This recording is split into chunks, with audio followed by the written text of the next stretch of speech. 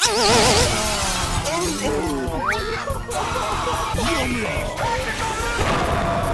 fool! No, wait! You can't keep getting away with it! You can't keep getting away with it! Too stupid to understand and follow simple rudimentary instructions!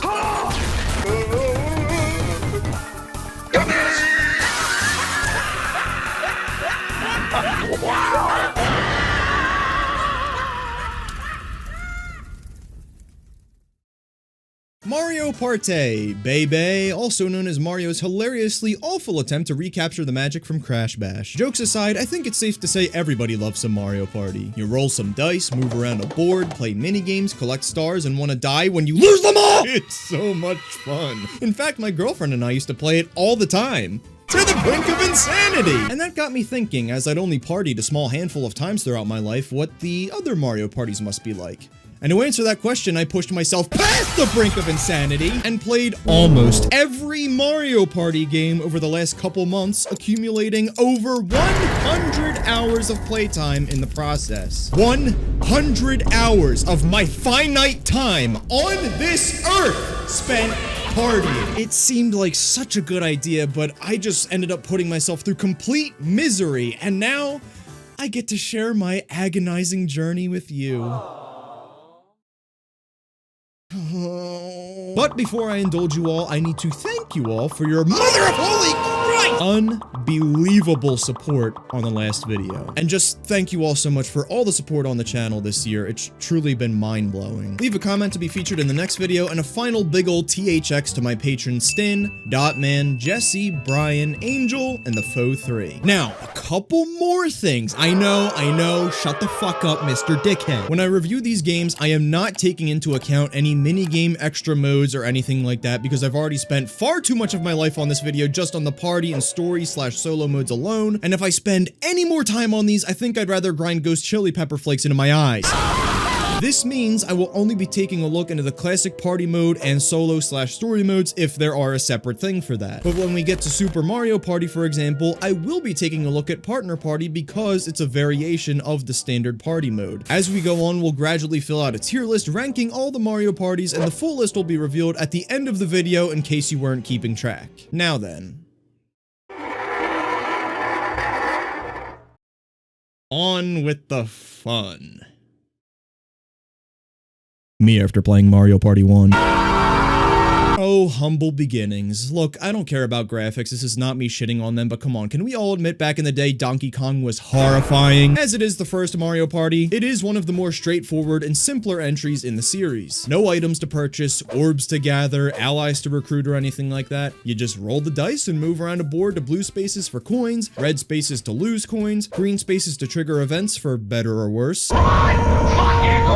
Bowser spaces where something bad could happen, but even scarier than Bowser spaces are chance time spaces, which have the potential to flip the entire game on its head in an instant, swapping coins or stars randomly among players. It's an absolutely nail-biting event anytime it happens. There is also a Bowser chance time, which is even more unforgiving than regular chance time. It is pretty funny though, seeing the characters just stand there like their souls have left their bodies when chance time screws them over. Speaking of screwing people over, you also have the chance to talk to Boo on some boards, where for free you can steal coins from another player, or if you have 50 coins, you can even buy a star off of somebody else. Now, each board of course has their own unique characteristics. The first map is pretty straightforward and introduces you to the basics of what Mario Party is. Yoshi's Island has the interesting mechanic of the star flip-flopping between each end of the map with Bowser, who if you have the displeasure of meeting with will take a ton of money from you because he can't get a real job. Wario's Battle Canyon is pretty cool, firing you off from island to island in pursuit of the star, and there's several other maps featured. There's plenty of boards to choose from, which I do appreciate. In fact, in doing research for this video, I realized I somehow missed Eternal Star, which is the secret 8th map unlocked by obtaining 100 stars throughout your playthrough. But if I have to play any more Mario Party right now, I'm going to tie cinder blocks to my legs and throw myself in the Delaware River. And I certainly don't want to risk having as bad an experience with it as Peach's Birthday Cake, which is easily the worst map because it is vile and disgusting. So the star stays in the same spot the whole game. That is not the problem. What is the problem is this troll right before the star that halts you and makes you pay 10 coins to play some some bullshit lottery, where if you're right, you get to proceed to the star, but you don't get your coins back or win anything. So hopefully you at least have 30 coins before you approach him so you can afford the star in the first place. Now, if you're unlucky enough to lose the lottery like I did almost every time, you get sent over to Bowser, who is guaranteed pretty much to take about 20 more coins from you. And right after you're done with that con man, you have to go right back to Goomba to play the lottery again, which means losing 10 more coins and hope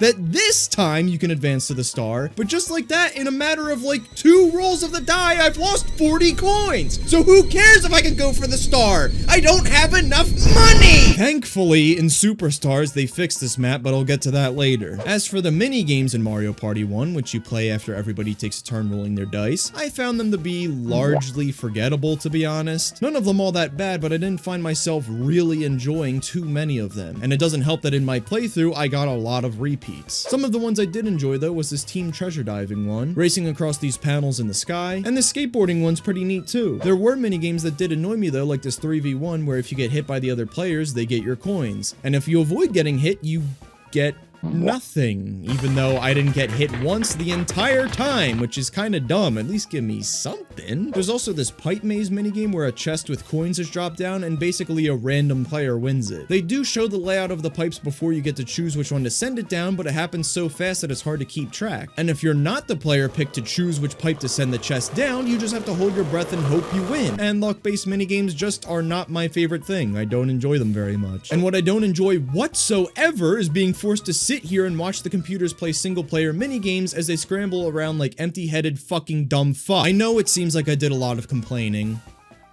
Probably because I did, but this is the first Mario Party after all, and it's going to have its issues, and that's okay, because there's plenty of Mario Parties to come along and fix them. And while this first installment is rough around the edges, at its core, it's still quite a jolly old time. And with that said, we're going to put Mario Party 1 in the solid shindig tier. It is acceptable. Yeah, Mario Party was pretty alright, so how would the sequel improve upon it? Really, in every way imaginable, actually. The story is a lot better this time around, not that there's really much story in these games or that they hold much precedence to begin with, but Mario Party 1 was just, yeah, I'm the superstar. Yeah, no, I am. No, me, no, I'm my. And while the premise really is the exact same with a bunch of narcissistic pricks trying to one-up each other, this time around it's presented with more bells and whistles. In Mario Party 1, once the superstar is declared after each game, things happen, I guess. It's cool. But in Mario Party 2, whoever becomes the superstar gets to stop Bowser from terrorizing each map you venture to in neat little cutscenes at the end of each game. I love Bowser calling Donkey Kong an impertinent fool. But also for each board you play on, the characters have costumes matching the themes of each map, which is a great little touch that surprisingly never happens again for the rest of the franchise. And the maps in this game are not only larger, but also just more interesting and varied in my opinion, with Western Land, Space Land, and Horror Land being my favorites. The gameplay itself has some more variety spiced in as well, where you can now play mini games for a chance to win items or buy items in shops that can be used to give you an advantage, though you can only have one item on you at a time. There's basic items like different mushrooms which affect your rolls, skeleton keys which open doors to alternate paths, and then there's game breakers like the magic lamp which can be used to take you right to a star. You've also got the newly added duel mini games where you can 1v1 on Rust for coins, and there's also battle mini games where a random amount of coins are taken from everybody and you battle it out for them. But if you don't have as many coins as Goomba asks of you, he gets comically angry. Hey. You're also forced to give up coins at the newly introduced Koopa banks whenever you pass them. However, if you actually land on the bank space, you win all the money that was deposited up to that point, which is always a marvelous feeling.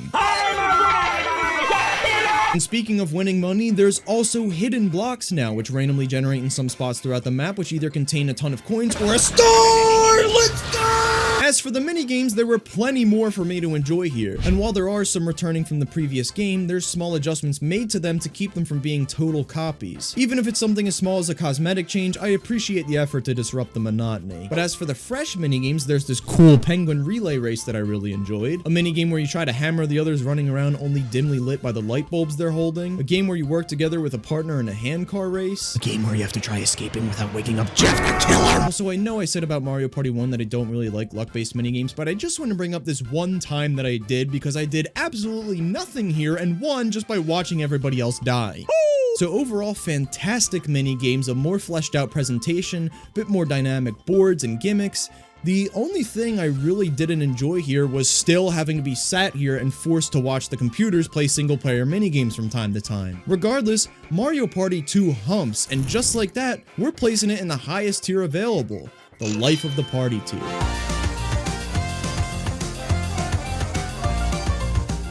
It's third game time, boys. You know what that means. Typically, the first games are experimental, rough around the edges, trying to find their identity. The second games dial in on what needs refining and, well, refines. And then the third game seems to throw whatever other shit it can think of at the wall to see what sticks, and, well, the biggest change here seems to be that Goomba went to anger management since the last game. But for real, the biggest change for certain is the addition of dual boards, It's time to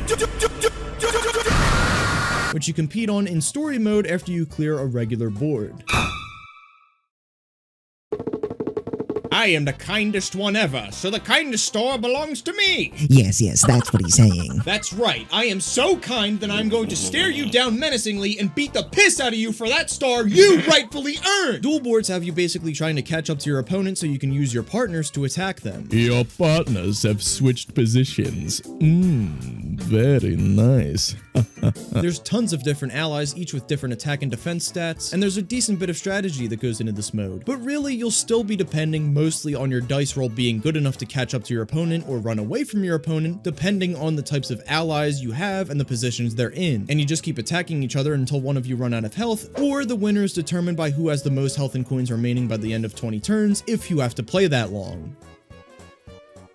I did because I suck. You don't have to play a minigame after every turn, so that at least keeps the pace quick. It's a pretty solid addition, though I'm not really bothered that it didn't reappear in later installments. However, I got the most off-putting introduction to the new Game Guy spaces. At these wretched plots, you're forced to gamble all of your coins, and while there's different Game Guy games that present different levels of risk, I immediately got thrust into the riskiest game of all, where it's literally all or nothing. And before I could even process what the fuck just happened, I lost 138 coins! And to make things worse, I was just 2 spaces away from a star! A lot of the maps also just weren't my favorite. There's not as much variation in their layouts as there were in the previous games, and there's also so many things that cause you to be moving all over the place all the time. So many of the games I played were pretty low scoring because it was so hard to progress towards stars. Up to this point, this was easily the worst bundle of boards in the series in my opinion. What I did really enjoy in an interesting twist was that in story mode, after each duel you win, Bowser would come in ready to confront you and show up too late. I kept thinking eventually you'd have that final showdown with him, but it turns out the final battle is actually against Waluigi on his own map after he kicks Bowser's ass. Waluigi #1. I also really appreciate that there's no repeating minigames from the previous 2 entries. These are all originals. I like Eats a Pizza because I'm tubby. I love Snowball Summit. I really just get to let my demons run wild.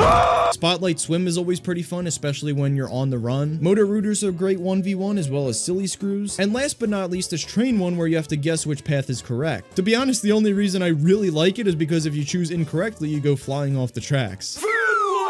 With all of that said, definitely not as good as Mario Party 2, but still a little bit better than Mario Party 1, really only because it kept a lot of the improvements that Mario Party 2 made. Still though, the boards aren't the greatest, so this is only slightly gonna put Mario Party 3 ahead of Mario Party 1 in the solid shindig tier.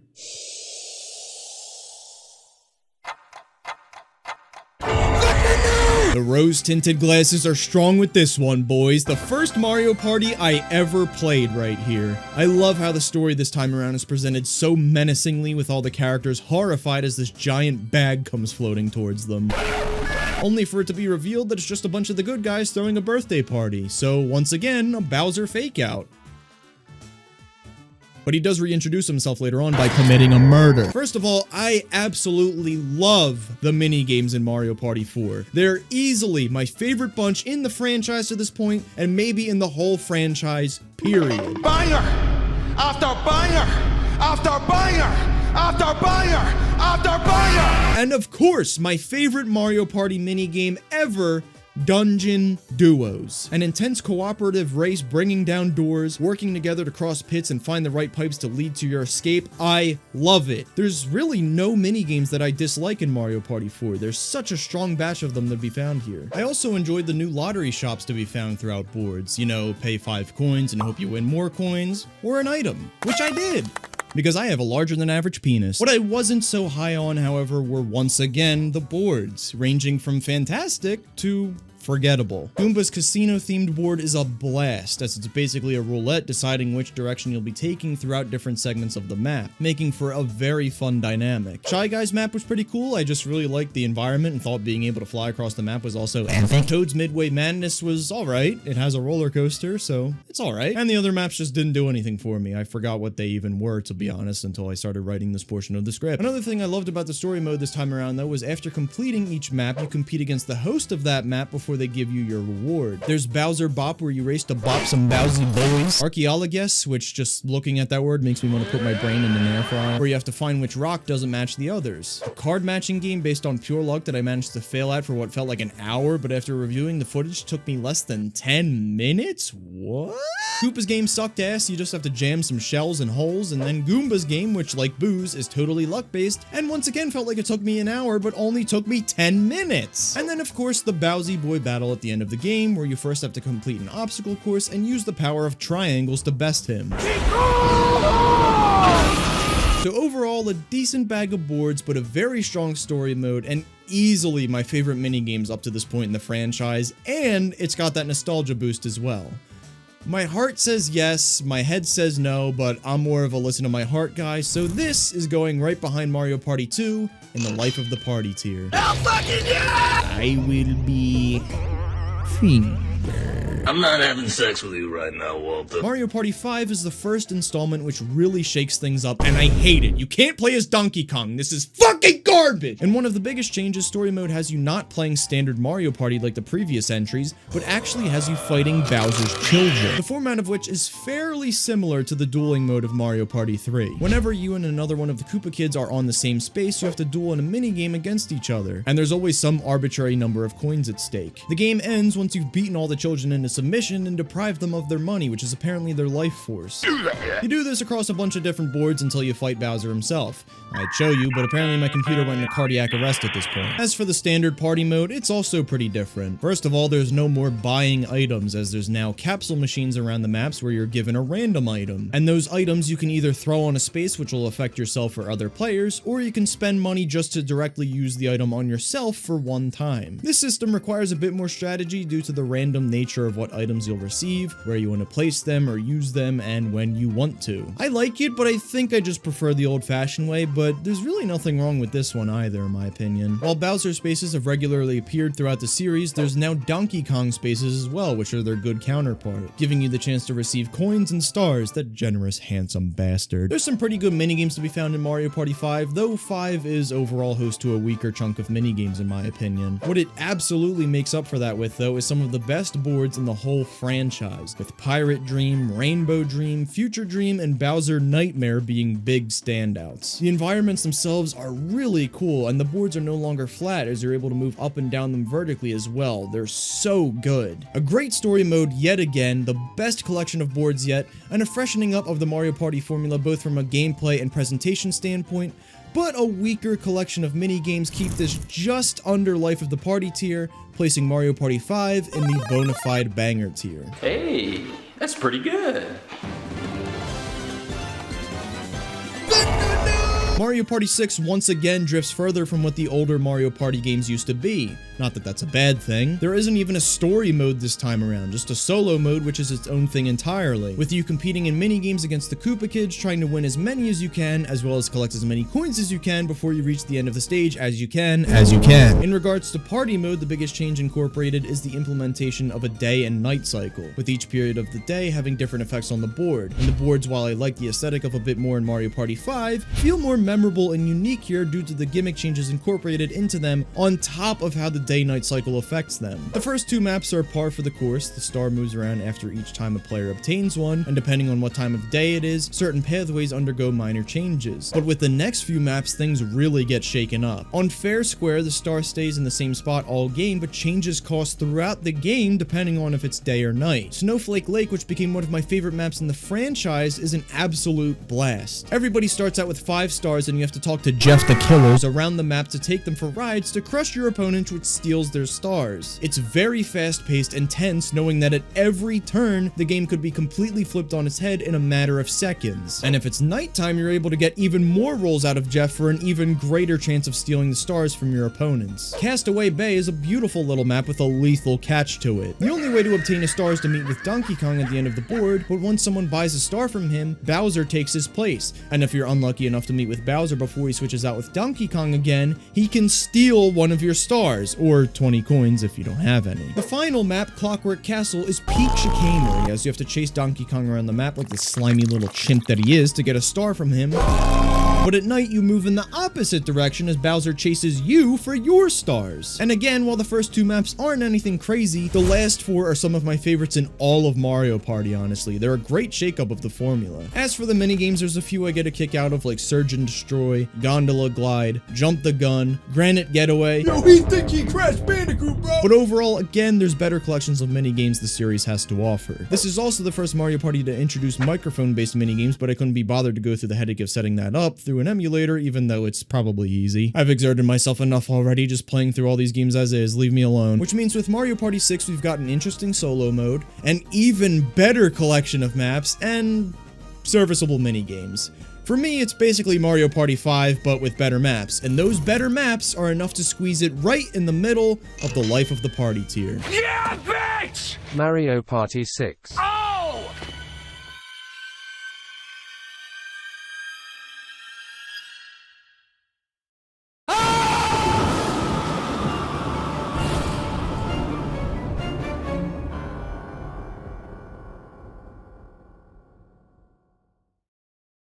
Before we move on to Mario Party 7, there is another Mario Party game I reluctantly need to talk about. Mario Party Advance. For the Xbox. I played Mario Party for the DS back in the day and figured Mario Party on the Game Boy would have just been more of that. I couldn't have been more wrong. It starts off fine enough, I guess. You have to make a passport, answer some personal questions, and then Toad dies again. That's always fun. And well, the goal is not to compete against a bunch of others or even just one person this time. No, instead, you roll a die and ride around in a car completing quests for gadgets. You have a number of mushrooms to use to move around the board, but if you run out, you get game over and have to start back where you spawned in. You don't lose any progress necessarily, just move back to the center of the map, which isn't all that bad. What is bad is the rest of the game. Ooh, okay, time for a minigame. Well, this should be fun, right? Alright, well, let's do this.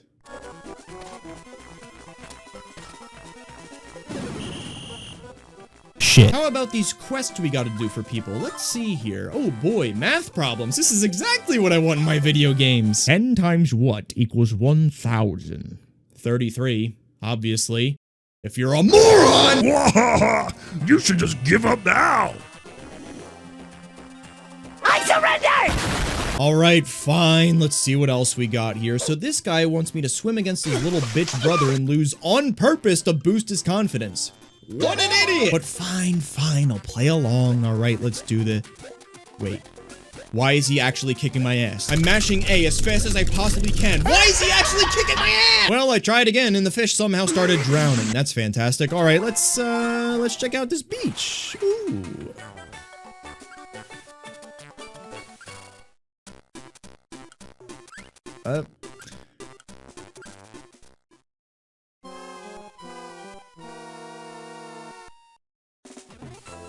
Okay, let's check out a different quest. Hello, I'm Dolphin. What a creative name you have. Dolphin here wants to be a stand-up comedian, but doesn't have any confidence in himself. So I have now been summoned to sit here and hit A to laugh at his jokes, but not to laugh at all his jokes, or else that would make it too obvious that I'm purposely laughing to make him feel better. You're starting to remind me of some prick I just met. Hello, ladies and germs. Enjoy the show. I'm on to you.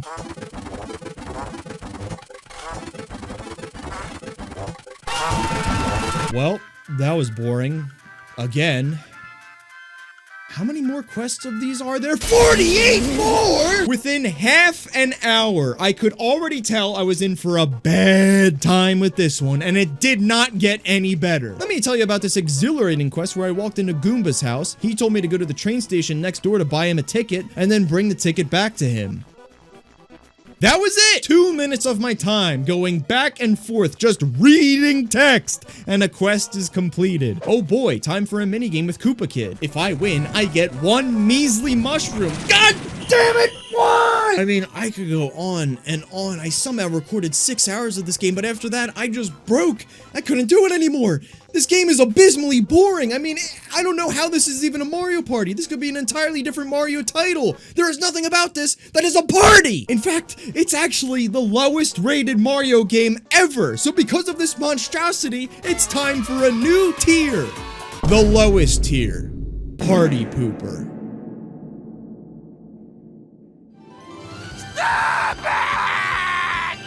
Please, make it stop. Mario Party 7 begins with Mario taking his morning constitutional. Could you be any more pretentious? It's called a walk. When suddenly, Toadsworth appears and offers him and the gang a vacation on a cruise ship, which makes Bowser very angry because he wasn't invited. And I love how Bowser just goes into blatant exposition about his feelings. This makes me mad. Mad! Bowser is not a happy camper. Awkward. Once aboard the ship, you've got plenty of different gameplay styles to choose from, so I'll applaud Mario Party 7 for that. First, though, we'll be looking at the solo cruise where I decided to name myself Finnegan for some reason. From here, you get to customize a pre-game and winning message. The poor bastards don't know what they've done. My pre-game message will be... Now write a message for when you win. Keep it clean, I say. Let's fucking go!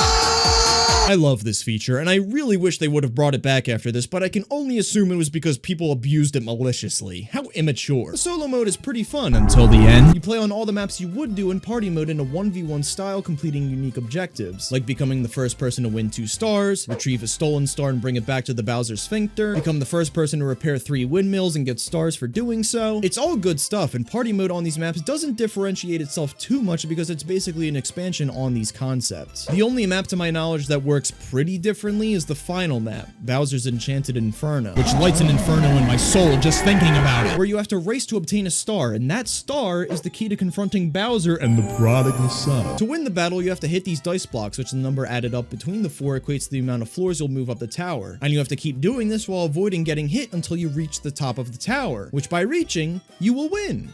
Which I did. See? Right there! I did it! I won! But no, this fucking clown hit me off the platform! I should have won, but because of that, no! I didn't! And Luigi won instead! This goddamn bullshit! No! No! It's a good map. I'm just a sore loser. My favorite map in the whole game, and again one of my favorites in the entire franchise, is Pagoda Peak. The journey of 7,000 steps. A magical quest to the top of a mountain to meet Master Roshi for a star that fluctuates in price throughout the game. I absolutely love the design and gimmick of the board itself. It's such good shit. Neon Heights also deserves a mention with its treasure chest gimmick, where some chests might have stars, they might have coins, and they might have bombs. It's luck of the draw, and it's all good fun, and the design of the USA themed board is great as well, with an Old West movie set, a baseball field, a spaceship at the top. It's just really cool. Easily the weakest aspect of Mario Party 7, however, was the minigames. I just want to stress, this doesn't mean they're all bad.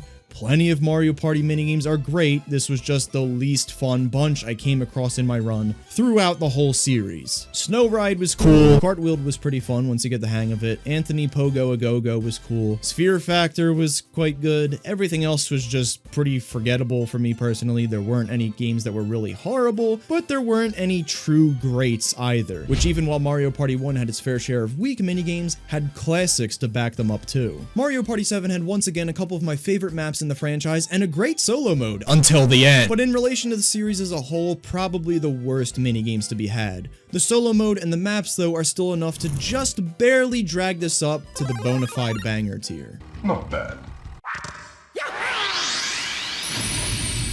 The first Mario Party for the Wii. I had to buy a sensor bar so I could play it on the computer. As you can see though, for a while there, I appeared to have Parkinson's when trying to operate this thing, but I eventually realized the sensor bar wasn't detecting the best because I was too close to it. Moron! Anyway, I love this Mario Party. First of all, the host. Welcome to the Star Carnival. He is known as the Master of Catastrophe, MC Ballyhoo, with his co-host Big Top. What the fuck is going on? You've even got 12 characters to choose from. Still no DK, which enrages me deeply, but I appreciate having more options. DK does still appear though. He even yeeted me to a star. What a lovely chimp. Mario Party 8 is once again host to a very strong collection of boards, and both the solo and party modes make great use of them. The first board is actually Donkey Kong themed and is a standard Mario Party board. The second is like Pagoda Peak, with the star staying in the same spot at the end of the map the entire time, only instead of going straight up, you move in a straightforward line. I really enjoyed King Boo's Haunted Hallway, as it's a maze to try and find him as many times as you can for stars. Shy Guy's Perplex Express is one of my absolute favorites, and in party mode at the end of the train you can pay for a star. And there's the chance that throughout the game, different sections of the train will swap out with each other, which is either really fun or can really plunk you in the pooper. The solo mode is the really tricky version of this map though. To beat it, you need 50 coins to buy a star from Holly over here. Hello. Problem is, she is not the conductor. She is simply a passenger on one of the interchangeable cars of the train. And whether through my own ineptitude or pure bad luck, I was stuck fighting against this bombastic bitch for 2 hours. It took me no more than like 20 minutes to beat any of the other opponents of this story mode, but this yelping banshee miraculously bested me at every turn. You'd think I'd never be able to speak highly of this game, or at least this board, ever again after such a horrific experience, but I guess that just shows how great this board is. Koopa's Tycoon Town is another absolute banger of a board where you have to buy out hotels at the highest prices possible for stars. It's undoubtedly one of the best maps in the series. And the final map is my favorite Bowser themed board in the whole franchise, Bowser's Warped Orbit. Similar to the Jeff the Killer maps, each player is given a number of stars ready to be ran over for them through the use of special candies. I love this type of gimmick in Mario Party. The map looks great, I love space, and there's a pretty solid Bowser boss battle at the end of the story mode to cap it off, though I got my ass kicked for like the first 5 minutes because I couldn't grasp the motion controls for my life. Again, I do realize that was in large part to my stupidity. I really liked the motion controls in this game once I got the hang of them, and thought there were plenty of great minigames for them. Surfways Up, Balancing Act, Breakneck Building, Swing King, Settle It in Court, just a bunch of fun-ass games. Okay, that made me feel a lot better. I mean, fantastic minigames, fantastic maps, a great story mode. I don't know how controversial this is, but I think this is the best Mario Party. Life of the Party tier. Yes! Hell yeah! Hey, come on, baby! Come on!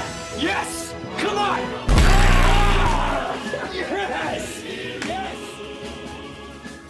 Time for the second handheld Mario Party entry, but really the first, since this is actually a Mario Party, and a damn good one at that. Though for some reason when first loading it up, I had a file named YoppyYop1111. It's even got one of the better stories of all the Mario Party games, if not the best, if I'm being perfectly honest. Again, I know that's a low bar to pass, but it's worth bonus points, right? A bunch of sky crystals fall from the heavens and kill everybody! Humanity's extinction event has finally arrived! And in the meantime, Bowser sends an apology to everybody for being a bastard and invites him for a buffet at his castle. But upon arrival, Bowser shrinks them all down, allowing him to search for the sky crystals peacefully without distractions. This leads to the gang making their way back to Bowser's castle while helping a bunch of people on boards and receiving the sky crystals as rewards along the way. There's a couple of exciting board gimmicks as well, with the star fluctuating in price in Toadette's music room, as well as the same gimmick used in Neon Lights from Mario Party 7, where these jars either contain a star, coins, or send you back to the start. There's also a pretty solid collection of mini-games like Mole Thrill, Nothing to Luge, Track Star, which reminds me of SpongeBob and Patrick getting chased and Patrick explodes when Sandy ropes him in, and even the games using the stylus are pretty fun as well, like Cucumber Jacks, very good name by the way, Rotisserie Rampage, and I really enjoyed this one where you have to play the Mario theme at just the right speed with your stylus to get the Goombas to come over to you. It's really good stuff. The story mode also contains bosses after completing each map, and most of the bosses aren't anything special, but it's cool that they're here anyway. So we've got pretty interesting diverse maps, very good mini games, stylus ones too, and one of the better, if not the best, story mode in Mario Party history. Yeah. This is an easy life of the party tier. Yes! Yes! Yes! Here's where things with the Mario Party franchise really seem to get dicey. We've seen the series make some substantial changes throughout, but Mario Party 9 is the first to truly shake the foundation of what the series was built upon, beside the horrendously bad Mario Party Advance, of course. Mario Party 9 has all the players moving in a car at the same time. No more branching pathways, choosing where you want to go, or strategizing your moves, well, barely. Nope, everybody moves all at once. You do take turns rolling the dice block, but even now the dice features only a 1 through 6 roll, rather than a 1 through 10. You can roll through 10 with this special dice you can obtain, and different dice blocks are the only items you can get in this game, so there's the little bit of strategy you can sometimes employ. But even the premise of the gameplay itself is more dumbed down, as there's no more coins or stars for you to get. There are only mini stars, and getting as many of them as you can is the name of the game, and they can be snatched throughout the map by whoever's at the front of the car, by winning mini games, or by landing on special spaces. But you can also lose your stars because of stars. That's so unnatural to say. There are some things they did with the board that I did enjoy though, like landing on Bowser spaces because it's hilarious. And maybe even funnier is the fact that one of the conditions of landing on a Bowser space is that you may have to play a reverse minigame, which sounds like one of those ideas that was thrown out as a joke, but was taken seriously and actually put in the game, where you have to lose on purpose, and by doing so, you earn 10 mini stars. It's the most ridiculous shit. Not only are there Bowser spaces, but there are also Bowser Jr. castles midway through and at the end of maps, where you have to take on a mini boss again, which by beating, you get a ton of mini stars. I don't really enjoy how luck-based some of the battles are mini-games are, considering the nature of the game itself is already so much more luck-based, since there's hardly any strategizing your moves around the board because you all move at once. There's also Bowser Jr. 2v1 spaces where you have to work with a teammate to bring him down, which I actually did enjoy a good bit. But what truly tainted my Mario Party 9 experience was that it's just too luck-based, and I especially felt the wrath of bad luck on Magma Mine. Another instance of me being stuck on a board for not 1, not 2, but 3 hours! So what good are the fun minigames when there's always almost some bullshit guaranteed to screw you over and make it not matter anyway? I commend Nintendo for trying something new, but unfortunately this just is not as good as the classic formula. In fact, it's infuriating sometimes. Not that Mario Parties aren't infuriating, but this one especially. Now overall, this game isn't bad, but it's definitely not good either, so this is going in the new mediocre party tier. Mario Party 9 2, basically, only now any life and soul has been completely stripped away. No big cinematic intro or beautiful title screen, just the most generic layout they could have possibly used. Then you start a game and you don't even get to roll to see who goes first. The game just randomly selects an order. I mean, that's basically what would happen anyway. The dice are random after all, but damn, at least let me feel like I'm doing something. I really don't have much else to say about this one. It's Mario Party 9. Again, you still all move around a map at the same time, collecting mini stars. Dice blocks are still the only items you can obtain. Still mini bosses halfway through the maps. Bowser is really the only big difference in this game. In the beginning of games, he's locked away, but if someone releases him, they lose half their mini stars. However, that's not the real big difference I'm talking about. No, the big difference here is Bowser Party, which is not a party, it's a fight for survival. Basically, all the other players try to reach the end of the board before Bowser kills them, and Bowser gets to roll several dice at a time to try to catch up. It's terrifying. Hilarious. Look at that raw determination to kill. It seems like a lot of people don't really like Bowser Party because Bowser is so ridiculously overpowered and will always catch up to your car, but I don't really care. I just find Bowser's bloodlust hysterical. I enjoyed this mode way more than I should have. Oh, and also Airship Central was a great map with the changing weather, the airships altering paths, and it just looked really cool. It deserved a mention. So yeah, sorry, I don't really have much else to say about this one. Again, it's just Mario Party 9, but with Bowser Party, which is hilarious, so I guess I'll put it in the Bowser Party is the only reason this tier exists here.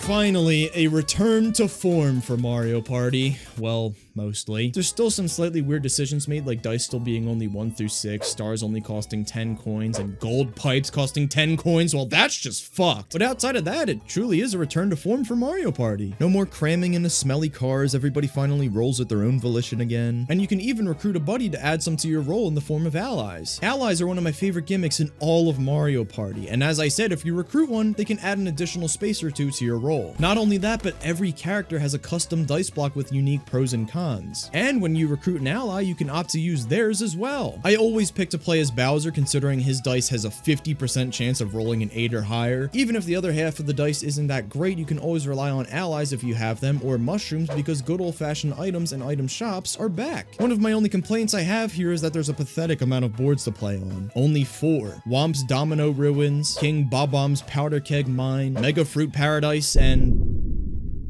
the Backrooms. All the boards are pretty solid though, with the Backrooms being my favorite by far, where you can buy multiple stars at a time if you can afford that, and each time a player buys stars, the price of the stars changes for the next time someone reaches the top of the map. To compensate for the measly amount of boards, the roster of characters to choose from this time is massive, with 20 different characters to choose from, though there's only 16 initially, which is already far more than any other Mario Party we've looked at so far. Not to mention, we've got some exquisite minigames to go around this time. Cruisin' for a Bruisin', Stake Your Claim, Gridiron Gauntlet, Off the Chain. Tight, yeah! It is strange though that those who lose minigames still get coins. Why is that a thing? You know, back in my day when I was still in my dad's balls, you actually lost coins for losing a minigame. Also, when halfway through the game and the judges make their predictions as to who they think will win, the fact that you can just be given a gold pipe is some bullshit. Here, I'll make it easy for you. You can make it not so easy. Back to the things I love about Super Mario Party, I gotta bring up Partner Party, which doesn't work as well with a computer, but that's what I had to work with for this video. Partner Party has you and your teammates' rolls added up and then allows you to both move wherever you want on the board, which again, playing with an actual person and not just some soulless amalgamation of ones and zeros allows for some good strategy to be had. It's definitely one of my favorite alternate modes of Mario Party. Finally, we got a nice return to form for Mario Party with a massive roster of characters, great gimmicks like custom dice blocks, allies, and Partner Party, and some of my favorite minigames in the whole franchise. This is going right between Mario Party 6 and Mario Party DS in the life of the party tier. The newest entry to the franchise, last and the exact opposite of least, it's the best Mario Party. It's all reliable, the best of the best mostly from what the original 3 games have to offer. Sporting 100 classic minigames throughout the franchise and 5 maps from the N64 era of the series, no more dueling boards, no more Partner Party, no more motion controls, no more murder. This is Mario Party in its purest, most refined form. Personally, I'm a bit disappointed we didn't see more boards from the series' later installments, but at least they fixed the formerly awful layout of Peach's birthday cake for this. Considering I talked about all the games in this collection already, it's just those with better graphics. Except for the top of Peach's birthday cake, which looks like padding you'd find in gym class. I don't really have much else to add, unfortunately. Now, if we want to be objective about this, I do believe this to be the best Mario Party because it's a great all-rounder in terms of minigames and boards, and a perfect representation of what Mario Party really is. But for me personally, again, Mario Party 8 is my favorite. So while this is undoubtedly going in the life of the party tier, it's going right behind Mario Party 8. Hello. And well, that's it. I know there's like 3 Mario Parties on the 3DS and whatever the hell Mario Party E is, but I can't take it anymore. I have stopped partying. So here's the full tier list. I hope the exhaustive lengths I foolishly put myself through to entertain you today were enough. I know, you're probably thinking, it's just Mario Party, shut the fuck up, but playing 14 Mario Parties, whatever it was, in a row for months on end was genuinely melting my brain, driving me insane. And, yeah. I regret everything. Maybe one day we can check the rest of them out, but for now they can fuck off. If you hate me because I didn't say your favorite Mario Party is my favorite Mario Party, well, don't care, plus ratio, plus Mario Party 8 gang rise up. Genuinely though, if you're still here, if you made it to the end of this video, you're a fucking champion. Thank you for affording me your time, You are the best. I love you. Thank you, and hopefully I'll see you for my next video.